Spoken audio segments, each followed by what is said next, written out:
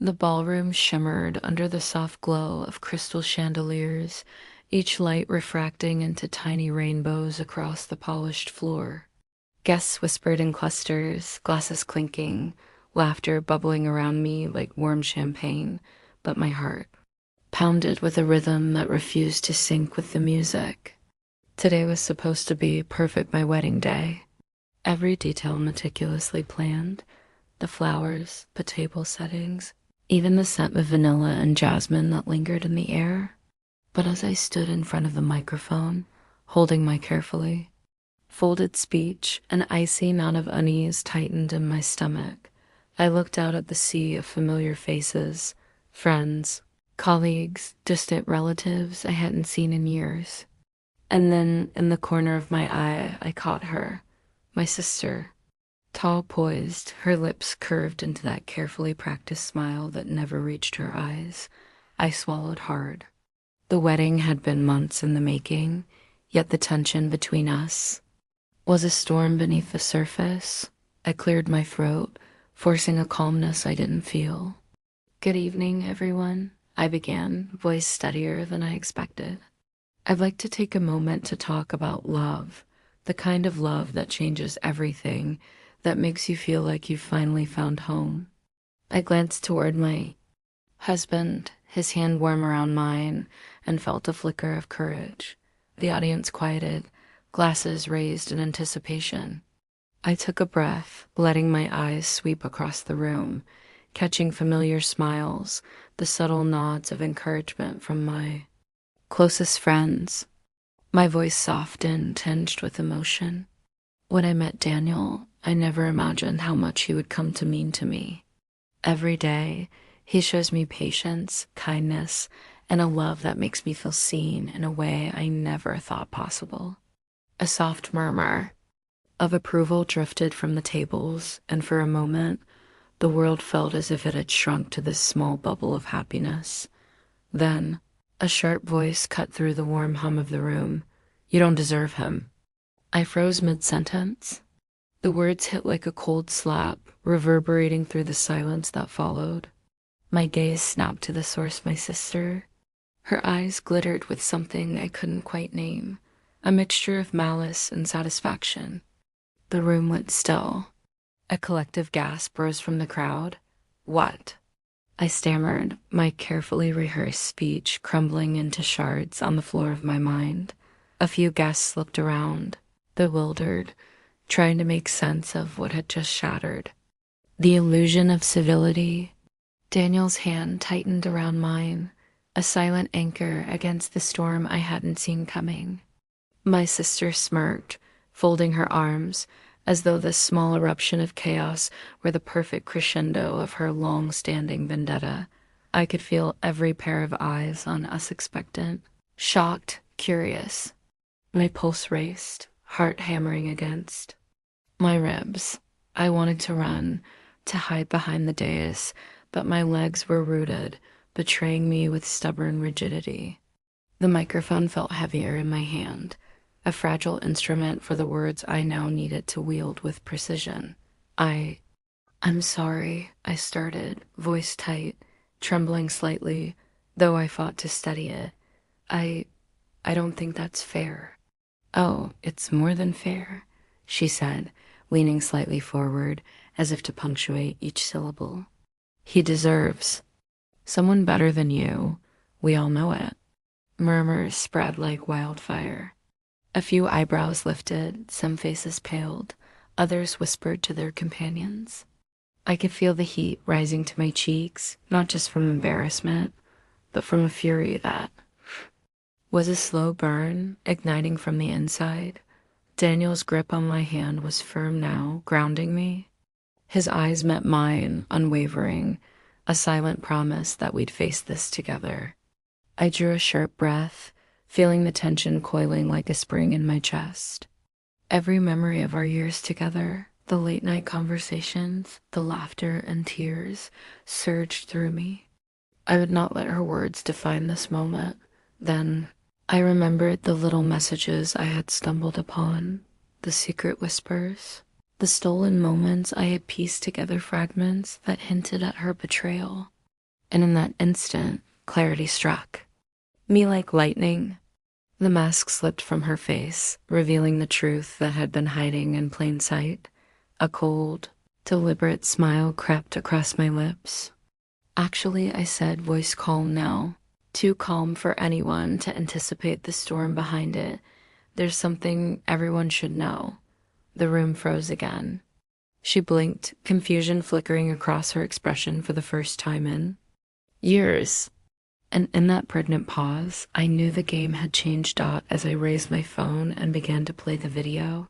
The very video Daniel had recorded just last week, him proposing to me, his eyes full of love, the ring sliding onto my finger.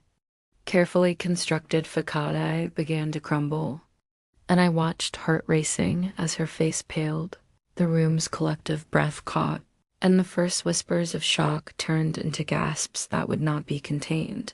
And that was when I saw it, the faint tremor in her hands, the flicker of panic in her eyes, and I realized the wedding would never be the same again. Mini dash cliffhanger, colon her smirk faltered. And then, just as the video reached its peak, she whispered under her breath, almost to herself, You have no idea what I've been hiding. I often wonder if the seeds of today's chaos were planted long before I ever met Daniel Long, before I ever imagined a day like this. My sister Claire and I had grown up in the same house, under the same roof, yet our lives had always felt like parallel lines, never truly intersecting except in moments of collision from the earliest memories I could recall. There had been a quiet tension. I was the good girl, studious, obedient, the one who earned praise for perfect grades and polite manners. Claire, she had a different kind of magnetism, one that drew attention effortlessly. Teachers adored her, our parents seemed to bend toward her whims, and even our friends seemed mesmerized by her confidence. I envied her in secret, yes, but I also feared her. She had a way of twisting words, of making you doubt your own worth without raising her voice. I remember one winter afternoon, when I was 7 and Claire 9, our mother had just baked chocolate chip cookies I had been particularly proud of. The drawing I made for school, a small landscape of our backyard, colored carefully with crayons. Show me, Claire had demanded, her tone sharp. I held out the paper, hands trembling slightly. She looked at it, eyebrows arching. It's okay, I guess. And with a flourish, she pressed her own picture beside mine, a perfectly drawn rainbow, every color vivid and precise. Mom, isn't mine better? I had felt my heart sink, the warmth of accomplishment shriveling in an instant. My mother, smiling, nodded. It's beautiful, Claire. And just like that, my efforts were invisible. Not because they were bad, but because they weren't hers. As we grew older, the pattern continued. High school brought cheerleading and drama club, and Claire excelled effortlessly. People adored her, boys whispered her name, and I watched from the sidelines, my successes diminished simply because they lacked her shine. I could still remember one particular evening, the night before prom. I had saved for weeks to buy a simple, elegant dress, something I thought would make me feel beautiful. Claire had rolled her eyes when she saw it. You can't wear that, she said flatly. It's fine, I guess, but really, everyone will laugh.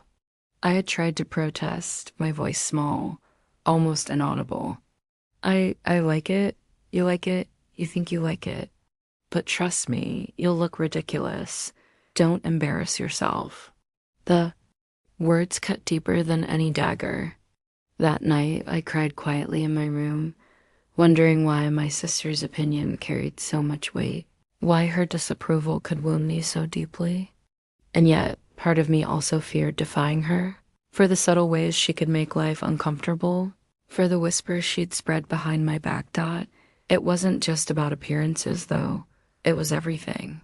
Friends, attention, achievements, anything that I celebrated, she had a way of overshadowing, and I I learned to shrink in response, to take my victories quietly, always aware of her gaze. The years passed, and while the intensity of our childhood rivalry evolved, it never truly disappeared. College, relationships, family gatherings, they all carried an undercurrent of tension.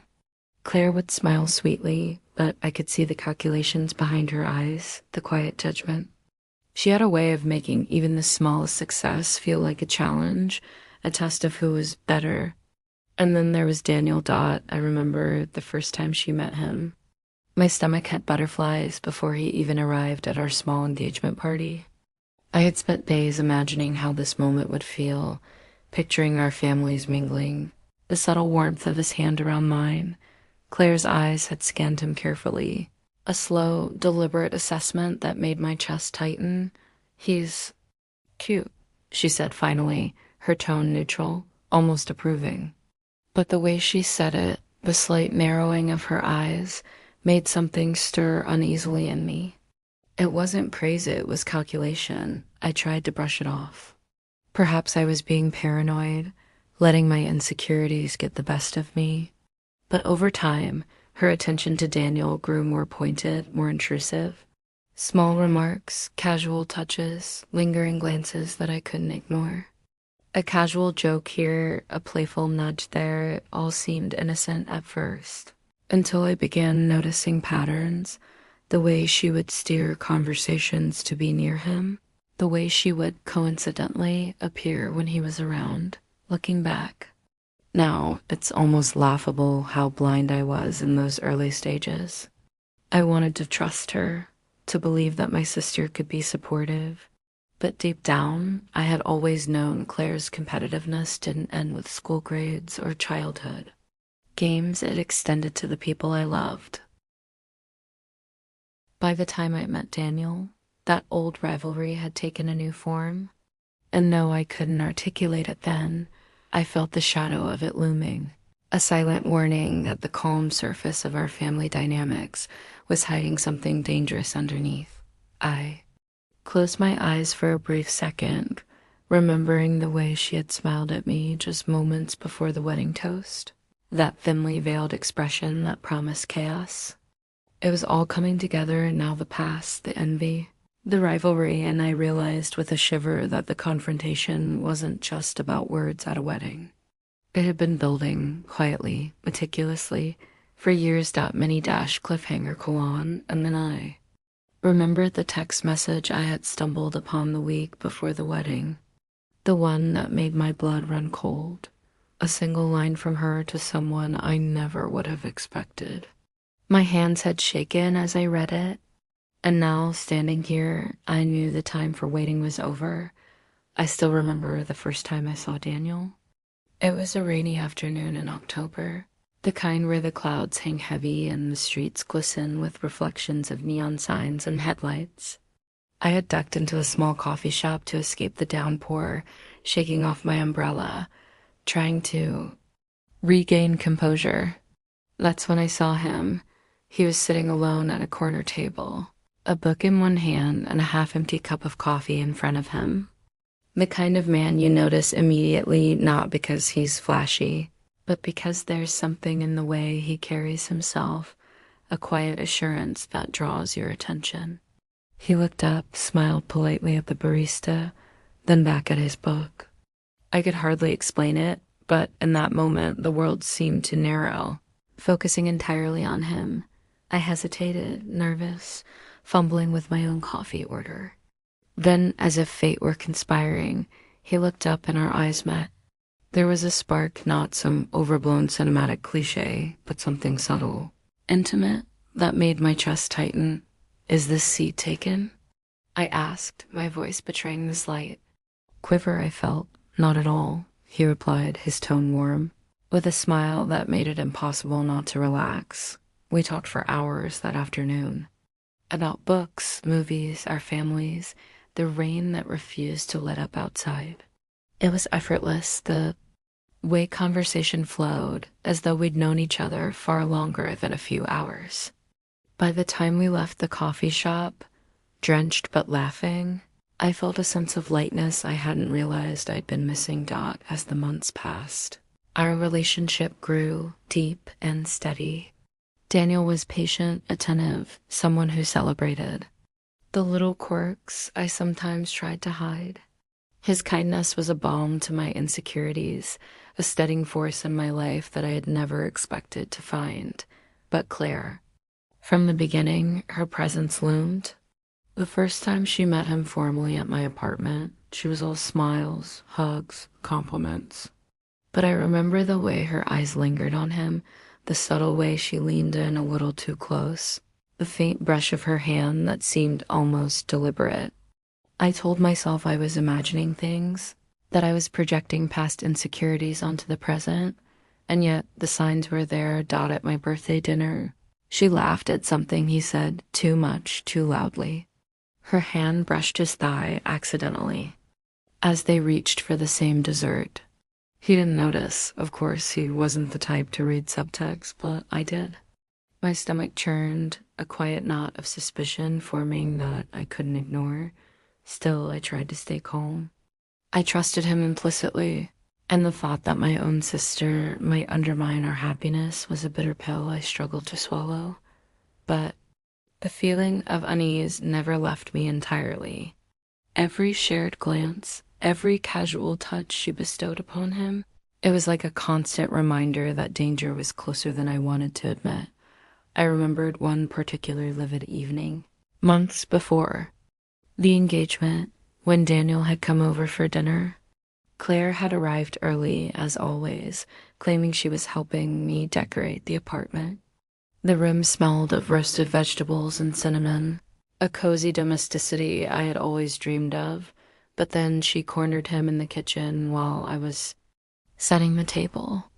At first, I thought they were joking, laughing together over a shared memory or story.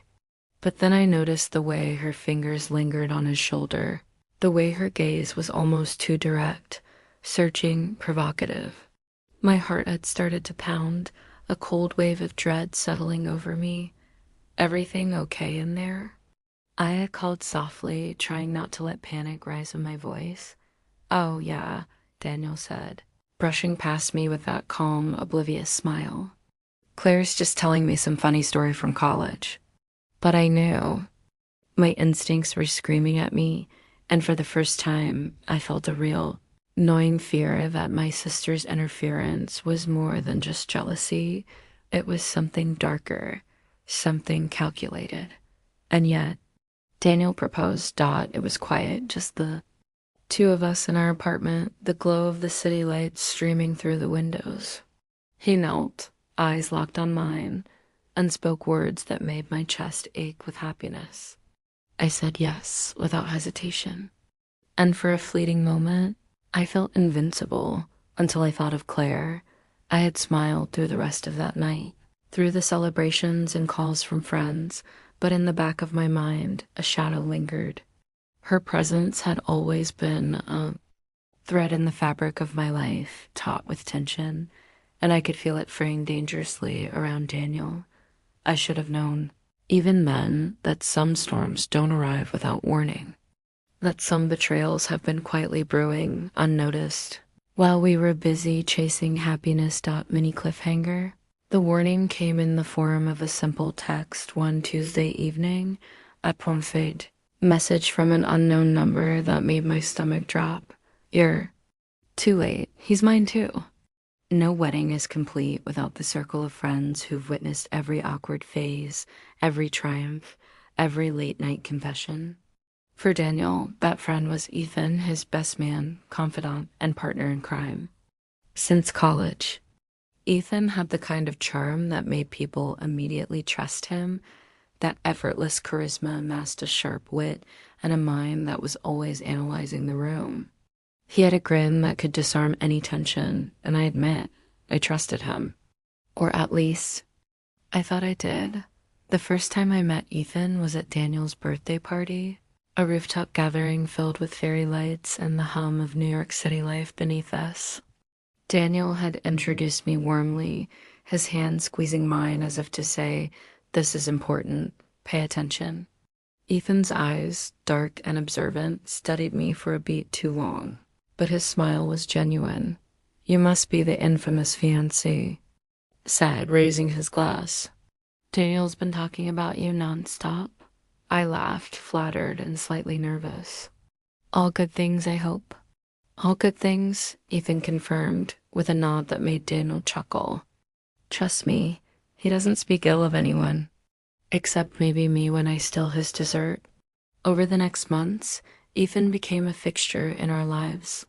He helped plan the bachelor party, gave advice on everything from seating charts to toast speeches, and always had Daniel's back in ways that made me both grateful and sometimes uneasy. I couldn't explain it, the subtle looks he and Claire exchanged, the whispered jokes I'd catch out of the corner of my eye. At first, I dismissed them as coincidences. I told myself that my imagination, sharpened by years of rivalry with my sister, was playing tricks on me, but Ethan's presence was magnetic, almost hypnotic. He had a way of entering a room and drawing energy toward himself. People laughed at his jokes, leaned in to hear his stories, and even Daniel seemed to light up differently when he was around. And somewhere in that glow, I began noticing Claire. Again, her laughter too frequent, her smile too calculating when Ethan was near. The first red flag appeared subtly. At a rehearsal dinner, I had excused myself to grab a glass of water. Returning to the table, I saw Claire leaning close to Ethan, her hand brushing against his arm, laughing at something he whispered. Their eyes met, and in that brief moment, I caught a flash of something I didn't want to name: intimacy, secrecy, a private world they were sharing without me. I shook it off at first. Maybe it was nothing. Maybe I was projecting paranoia onto them again. I tried to focus on Daniel, on the happiness that had carried us this far. But deep down, I knew the universe rarely sent warnings without reason. Weeks later, I noticed the text messages. My phone buzzed late one night, a notification that made my chest tighten. A string of emojis, a few innocuous-sounding words, but something about the cadence, the timing, made my stomach twist. Claire had never been this flirty with Daniel or anyone, but now her messages seemed to orbit Ethan. My fingers hovered over the screen, heart hammering. I didn't respond. I say you, Zingle quotes to Daniel, oblivious as always, was busy planning the wedding details. He trusted Claire completely. And why wouldn't he? She was family. She had always been our mother's favorite, or at least she acted like. One evening, a casual gathering at our apartment, I tried to observe them discreetly. Claire and Ethan were in the kitchen, supposedly making snacks for the guests. I stood in the living room, pretending to admire a picture frame. I watched her brush past him, their shoulders grazing just slightly longer than necessary. I saw the way Ethan's smile lingered, the way he tilted his head toward her, leaning into her presence. It was like watching a slow-burning fuse. But at that point, I still didn't have proof. Just suspicion, anxiety, an annoying feeling that something was unraveling behind my back. I wanted to confront Claire, to demand answers, but I knew one wrong move could ruin everything, including my relationship with Daniel. And so I began to observe more closely, cataloging their interactions, trying to find patterns, anything that would confirm or disprove my growing unease. Every laugh, every glance, every message notification was scrutinized. And with each passing week, my anxiety transformed into something more tangible. The certainty that my sister and Daniel's best friend shared something more than mere friendship. But I had no proof, yet mini cliffhanger on them. One night when I was alone in our apartment, Ethan sent a message to Claire, and my heart stopped when I read the words. "Can't wait to see you tonight. Don't tell anyone." It started with the small things, the ones you try to ignore because acknowledging them feels like admitting the world is no longer safe. Claire's behavior around Ethan grew increasingly conspicuous. At family gatherings, she'd sit closer to him than anyone else, their laughter too synchronized, too private. I remember one evening at a dinner party, standing near the bar, watching her lightly brush her fingers across his arm. A casual gesture, perhaps, but in context, every movement carried weight. Every glance, every whispered word was a puzzle. Peace slowly revealing the picture I didn't want to see. I began noticing patterns. The way her phone buzzed whenever he was around, the little smirk she'd try to hide, the way Ethan's gaze lingered a fraction too long. My mind raced, cataloging every detail, every interaction, every moment that didn't fit the innocent narrative I desperately wanted to believe. And then came the messages. One quiet Tuesday, Daniel had gone out with colleagues, leaving me alone in our apartment to relax. I was scrolling through social media when a message notification flashed across my phone. Not mine, it wasn't addressed to me, but a preview popped up from Claire's phone that she had left on the counter. Something about him, something vague but loaded. I can't wait to see you tonight. Don't let anyone know. My fingers shook. My stomach turned to ice. I had read it twice, 3 times, unwilling to accept the meaning I could not deny. My mind raced back to every dinner, every laugh, every moment when they had seemed too comfortable together. I had seen the subtle cues, dismissed them, and now it was impossible to ignore. I tried to shake off the sinking feeling. Maybe it's harmless, I told myself. Maybe I'm overreacting. But deep down, the logic was undeniable. People don't flirt with their sibling's fiance's best friend without intention. And yet, the solid proof, was still out of reach. The following week, I started observing more deliberately. I watched their interactions during casual visits, noting the way she'd linger near him, how their conversations always had a private undertone, a rhythm that excluded me entirely. There were subtle touches, fleeting and almost imperceptible, but my gut screamed at me that they were meaningful. One Friday evening, I returned home earlier than expected from work, intent on making Daniel a surprise dinner. The apartment was unusually quiet. I dropped my bag, walked into the living room, and froze. Claire was there. And so was Ethan. They weren't talking. Not really. They were laughing softly, heads close together, leaning into a space that was supposed to be mine. Their voices were low, intimate, a conspiratorial murmur that made my stomach clench. For a fleeting moment, I considered pretending I hadn't seen anything. But the sight ignited something in me I could not suppress: fear, anger, betrayal, and a clarity I could no longer ignore. I stepped back silently, heart pounding, and retreated to the hallway, pretending to check my phone. My mind raced. I had to know for sure. I couldn't confront her blindly, not without evidence. From that day on, I began to collect small pieces of proof: screenshots of their messages, notes from casual overheard conversations, moments of physical closeness that could not be explained away. It was painstaking, nerve-wracking work. Every day, I felt like I was tiptoeing across a minefield, trying to uncover the truth without alerting them, and yet every discovery brought a new wave of fear. My sister had been hiding this, scheming behind my back while I believed. We were celebrating love and family. Every time I looked at Daniel, I felt a pang of guilt for even thinking about the possibility, but the evidence was undeniable. I could feel it, a quiet storm brewing, waiting for the right moment to break. I tried confiding in a friend once, someone I trusted completely. Her advice was simple: wait, be careful. Timing is everything. That became my mantra. I had to wait for the perfect moment to reveal the truth, a moment that would expose them fully without harming Daniel unnecessarily.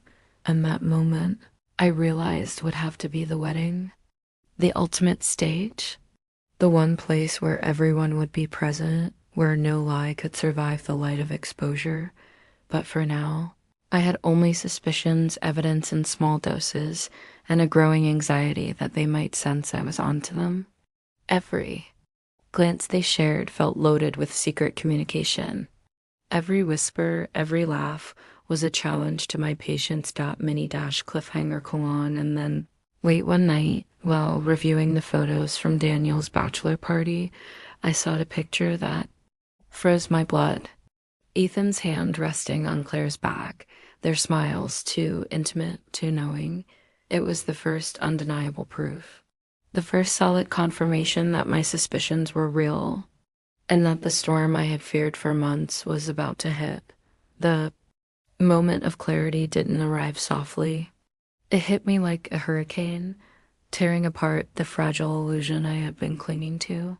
I had been careful for weeks, observing, collecting snippets, photographing text messages, and noting every detail of their interactions. But nothing prepared me for the day I found what I now call the smoking gun. It was a Saturday afternoon. Daniel had gone out with his parents to handle last-minute wedding arrangements. Claire claimed she was helping me set up decorations. I was tired, frustrated, and annoyed at her constant presence, so I decided to step into the study for a bit of quiet. That's when I saw it, a flash of her phone on the desk. She had left it unlocked, screen glowing with a message thread that made my chest tighten. I tried not to gasp, tried not to let panic take over, but my instincts were screaming. I approached the desk cautiously, fingers trembling. The messages weren't subtle anymore. Flirtatious comments, intimate jokes, secret plans. Can't wait to see you tonight. Missed you today. And the clincher photos. Pictures of them together in private moments, stolen selfies, the kind of evidence that left no room for doubt. Ethan's arm around her shoulder, her hand brushing his chest, laughing like they shared a world no one else could enter. I sank into the chair, heart pounding, disbelief and fury twisting together. This wasn't a casual flirtation. This was deliberate, ongoing, a betrayal that reached into the core of my life. My sister, Daniel's best friend. I scrolled through every message, every photo, piecing together the timeline. The casual dinners, the text messages late at night, the small physical touches, they were all part of a secret world they had been building. Right under my nose, I remember feeling sick, a mix of nausea and adrenaline. My hands shook as I considered the implications. How could Claire, my own sister, do this? How could Ethan, the man I had trusted, participate in such deception? And most importantly, how could I protect Daniel without losing control? I spent hours reviewing every piece of evidence, confirming every suspicion I had been quietly cataloging for months. By the time I finished, my resolve had solidified. I couldn't confront them yet, not before the wedding. I needed precision, timing, the perfect stage. Every detail of my plan needed to be flawless, and that's when it hit me, the wedding toast. The microphone, the audience, the perfect moment to reveal everything. I could see it clearly, Claire's smug little smirk, the laughter of guests around her, the confident look in Ethan's eyes. That moment was coming, and I would control it. But even as I plotted, a small part of me worried. What if they suspected? What if they changed their behavior, became more cautious? I had to move carefully, quietly, until the day arrived. For the next few days, I prepared meticulously. I organized the evidence on my phone, choosing which messages and photos to show. I rehearsed my speech, my tone, my timing. I imagined every possible reaction, Daniel's shock, the guest's disbelief, Claire's panic, Ethan's smugness cracking into terror. I wanted it to be undeniable, and yet, underneath all the planning, there was fear. Not fear for myself, but fear of the chaos that would erupt. Families would be stunned, friendships fractured, my wedding day transformed into a battlefield. But the knowledge of betrayal, The desire for truth and justice outweighed the risk. I couldn't ignore it. Every time I thought of Daniel, I felt a surge of protectiveness. He deserved honesty. He deserved to know the truth before any vows were spoken, before the celebration could be tainted by lies. And I would make sure he knew no one could hide from this revelation.mini-cliffhanger call on that night. I received an anonymous text on my phone. Be careful. She knows you're watching. My breath caught. My hands shook. Someone else knew, and now the stakes had escalated far beyond what I had imagined. After discovering the undeniable proof of their betrayal, I felt something shift inside me. The initial shock and hurt had faded, replaced by a cold, meticulous resolve. I had to plan carefully. This wasn't just about exposing Claire and Ethan, it was about reclaiming control, ensuring justice, and protecting Daniel. For days, I moved through my life in a calculated fog. I smiled, laughed, and helped organize final wedding details, all while hiding the storm raging beneath my calm exterior. I had to be convincing. Claire couldn't suspect I knew. Ethan couldn't sense a threat. The entire wedding depended on timing, precision, and restraint. I started by organizing the evidence. Every message, photo, and screenshot was cataloged, labeled, and backed up on multiple devices. I created a digital folder titled innocuously Wedding Notes, knowing that if anyone accidentally glimpsed it, nothing would be revealed. Each piece of evidence was carefully edited to ensure clarity. No ambiguity, no room for excuses. Next came the rehearsal in my mind. I played out every possible scenario in my head. What if Claire interrupted me mid-toast? What if Ethan tried to cover for her? What if Daniel reacted with anger, confusion, or disbelief? I anticipated every question, every gasp, every accusation. The plan had to be flawless. I wouldn't scream, I wouldn't shout. Calmness was my weapon. Every word I spoke would carry the weight of truth. Every gesture would be deliberate. The room would witness the exposure, and no lie could survive under the spotlight of reality. Meanwhile, I subtly tested the waters. Casual comments, minor questions during conversations, little things to gauge Claire and Ethan's behavior. They remained unaware, laughing, joking, completely oblivious to the storm I was preparing.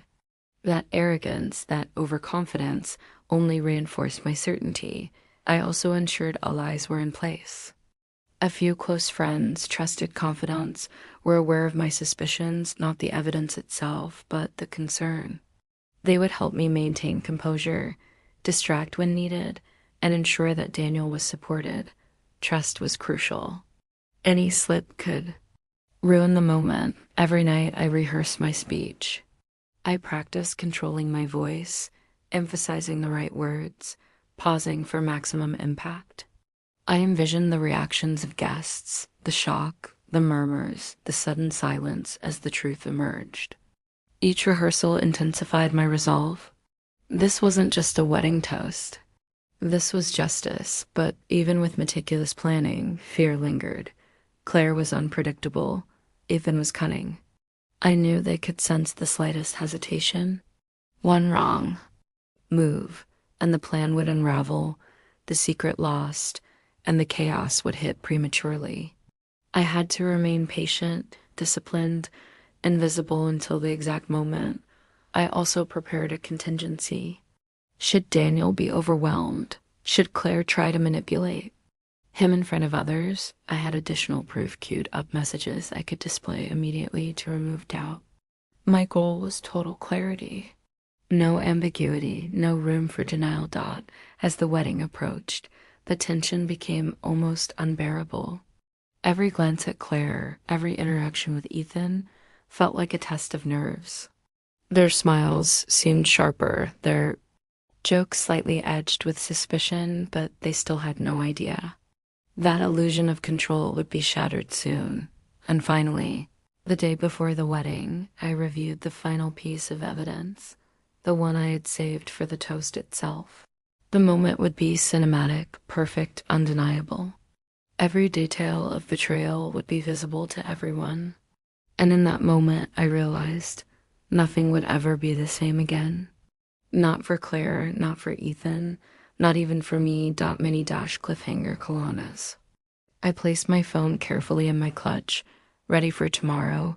I felt a cold whisper of dread. And then I saw her, Claire, standing at the hallway doorway, staring at me with a knowing smile. "You're very confident, aren't you?" she said softly, almost mockingly. My heart froze. Did she know? Or was she testing me? The morning of the wedding arrived like a storm disguised as sunshine. The light filtered through the windows in soft, golden beams, but beneath the beauty, tension hummed like electricity in the air.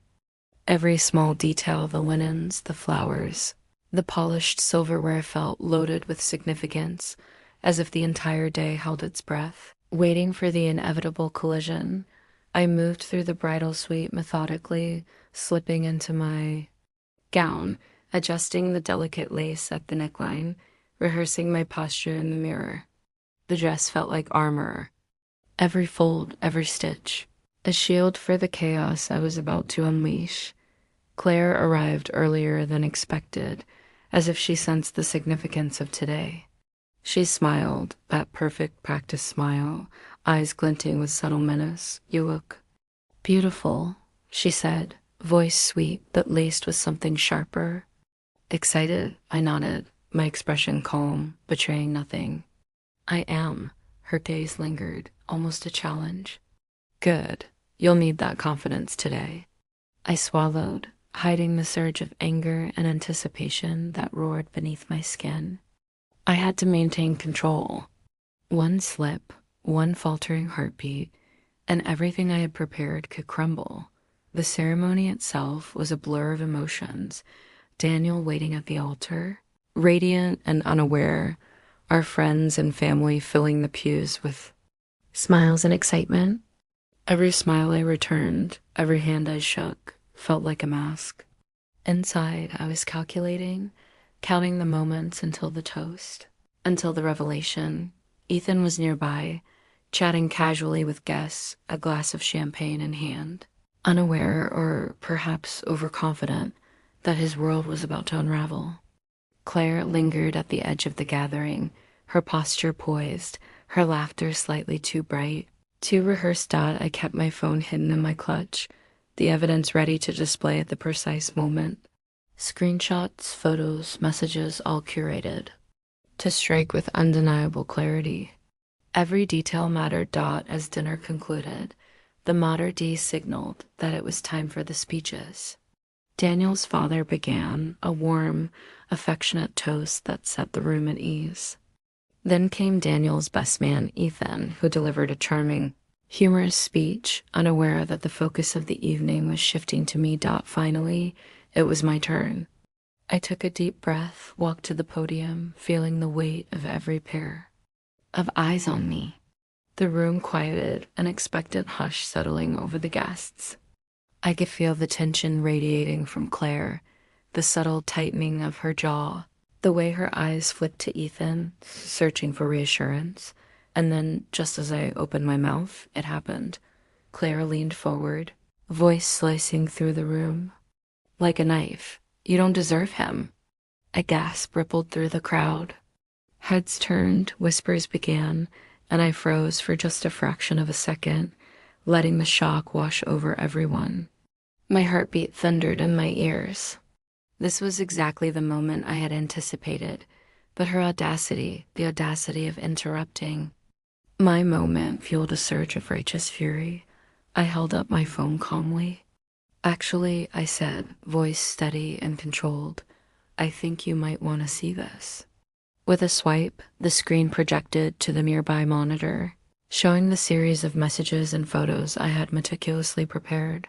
The room fell into stunned silence as the evidence appeared. Claire and Ethan, intimate, conspiratorial, undeniable.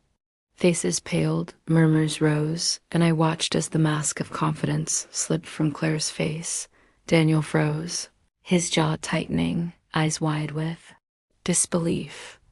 Ethan's charming smile faltered, replaced by shock, guilt, and panic. The guests stared, some gasping, others whispering furiously, as the truth unfolded before them. I spoke clearly, my voice calm, almost surgical. I've loved Daniel for a long time, and I trusted the people around us to respect that, but secrets don't stay hidden forever. I paused, letting the weight of my words sink in. Claire, Ethan, this is your moment of accountability. Every eye in the room was on them. Claire's lips trembled. Ethan's hand reached instinctively for hers. But the damage was done. Mini dash cliffhanger koan, and then, in the sudden silence that followed, Daniel spoke a single question, voice low, yet carrying the weight of the entire room. Why didn't you tell me sooner? The room was frozen, the air thick with disbelief and tension. Daniel's question hung in the space between us like a physical weight. Why didn't you tell me sooner? I took a slow breath, studying myself. Every eye was on me. Every whisper, every murmur, every stunned gasp fueled the gravity of the moment. This wasn't just my wedding toast anymore. It was the unveiling of a betrayal that had been building. Quietly for months, a revelation that demanded attention. I wanted to protect you. I said finally, voice calm but cutting. I wanted to wait until the right moment so there could be no doubt. And now, everyone can see the truth. I swiped through the photos and messages again, projecting them clearly for the entire room. Claire and Ethan's smiles, their closeness, their flirty texts, all undeniable. The murmurs grew louder, shocked voices overlapping as people processed the evidence. Claire's face turned pale. Her perfect composure shattered, replaced by panic. She opened her mouth, perhaps to explain, but no words could justify months. A secret betrayal. Ethan's usual charm crumbled. He stammered, unable to salvage even the smallest shred of dignity. Daniel stood frozen, a storm of emotions crossing his face: shock, hurt, confusion, and then a flicker of anger. He looked at me, his eyes searching, and I could see the trust he had in me, the love that had carried us through every obstacle. I met his gaze, letting him see my sincerity, my determination to protect him and honor our relationship. Claire, I continued, voice deliberate, every word a hammer strike of truth. You've spent months undermining our relationship, betraying the person you promised to care for as your sister. And Ethan, you've betrayed the trust of your best friend. The room was silent now, the weight of the exposure pressing on everyone. Some guests whispered nervously, unable to comprehend the depth of deception. Others stared in shock at Claire, at Ethan, at the betrayal they had been unaware of. Claire tried to speak again, tears brimming in her eyes. It's not what you think. I shook my head, voice resolute. No, Claire. This is exactly what it is. No excuses, no lies. The messages, the photos, they don't lie. The truth is out. Ethan's face contorted in frustration and fear. He opened his mouth, perhaps to defend himself, but Daniel stepped forward, his hand slightly raised as if to stop any attempt at rationalization.